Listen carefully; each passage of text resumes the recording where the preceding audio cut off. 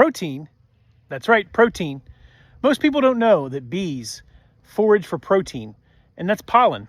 That's what their protein source is for their brood. They also search for and forage for nectar, which is what they convert into honey. Together they make something called bee bread.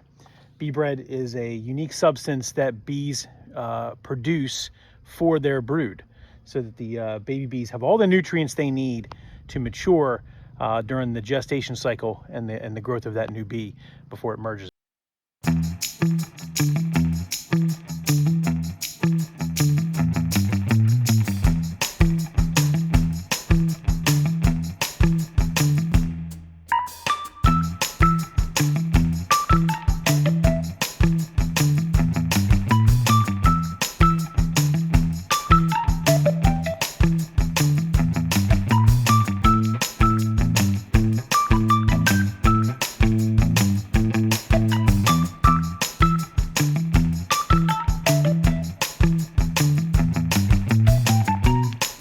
We're going to do a test on two very commonly known protein sources within the beekeeping industry. There's a lot of solutions, there's a lot of products out there that you could use for keeping bees, whether it's feed syrup or whether it's protein pollen patties. There's raw pollen. But the two companies we're going to review today, and we're going to do a test over the next few weeks when the most critical point in time for our bees are, which is to build that brood's nest back. There's limited pollen that's just starting to emerge, limited nectar sources that are just starting to emerge naturally. They could forage, but we're going to supplement here early in the spring, late winter, with two products. Okay, so the first product we're going to go and put on a hive, and we're going to actually do a test so that we split half and half. We want to see which ones the bees will consume quicker across several colonies. We've got a lot of colonies here in our apiary, and we're going to go ahead and put half and half. So these are 1 pound patties of a HiveAlive product and 1 pound patties of a Strong Microbials product. These are a newer product from Strong Microbials called Bee Bites. It includes some of the ingredients you can see here on the side, but the ones that I would highlight is the spirulina and the Corellia. In tests, they've shown it does very well with the bees' guts to help cleanse their gut, help them digest the inverted sugars that may be in the protein, because it's not natural protein. There's really not a lot of natural protein out on in our area yet. There's some limited maple and some others that are coming in. So we want to make sure we can give them those extra boosts coming out of winter. This one is the HiveAlive product as well. Again, a 1 pound patty. Easy to serve. You're just going to put that on top of the colony the nest or the cluster. And this one also has the pollen in it, and has amino acids and other types of vitamins and minerals that they've included in the HiveAlive product. We'll put a description here, and you can see on the screen of what the ingredients are of this product. And we're going to split these on colonies and help them give them a boost. Okay, so on a double deep colony you have here, this is just 2 deeps. The top colony, the top part of the box actually had limited resources left in it. It was on the bottom, and in the spring what we typically like to do is swap them out if we do run double deeps. We don't run many double deeps. We typically run singles, but in this scenario we ran a double deep. So we've switched the top box. This was on the top, and the cluster's up in this top box. You can see some of the bees on both sides there. They're kind of in a flurry right now. Some are even hanging out on the top of that box. But right now we're going to put 2 patties. We're going to put a half a pound of the HiveAlive and a half a pound of the Strong Microbials. And we're going to see how they do, see which ones first they consume first, as well as measure just overall health of the colony. Now, I know this doesn't do a pure test for completely to separate one of the other, but in this test, we're going to do on approximately 10 to 15 colonies. We're going to do a double split like this so that they get both to see which one they consume first. That's our first test. But then on 10 to 15 additional colonies, we're going to actually just put 1 type of patty on top of that to see how they do as well.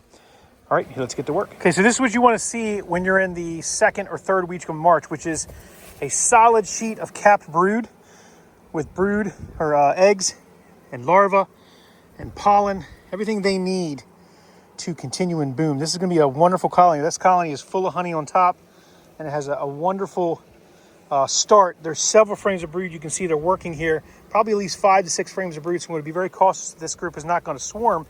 So we're going to make sure that we give them more space. But let's go ahead and get this additional boost treatment on to see how they they take the two different types of pollen supplement. Okay, so we're going to continue with our test. We're not going to split this box. We pulled a couple frames out and kind of equalized it. They had full of honey up here at top and lots of brood on the bottom, and this one. So you can see we kind of condensed the honey here. I'm actually going to shift one of these back towards the middle, and I'm going to put drawn comb in here so that if they do want to move up, they have room to move up. But I'm going to put my pollen patties first right down there on the inside. So here's my HiveAlive. And then here's my strong microbials. And again, this test is just to see which one they consume the fastest.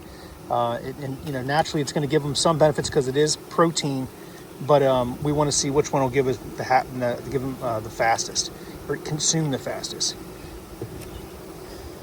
All right, let's close this, put these frames in and close this thing up. Okay, so as we continue to take advantage of this warm day and work on getting protein in these colonies, one thing I do want to pause and make note of is that if there's a colony that's light, protein's not going to be the only thing they need. They got to have feed. They've got to have syrup. They've got to have some resource as form of the carbohydrate. Right? Protein's great. That's your pollen, but you need your carbohydrate. It creates energy. It gives them a boost to give them the energy they need to do the activities, to do the work that a bee does. So make sure you're checking for heavy honey stores. If they've got any that you can swap boxes around, make sure you can reorient a couple, maybe in those outside frames a little closer to the brood's nest, just until you get a nectar flow going, which here is not going to be for another 2 weeks probably. There's a small nectar flow. We do have a small pollen flow.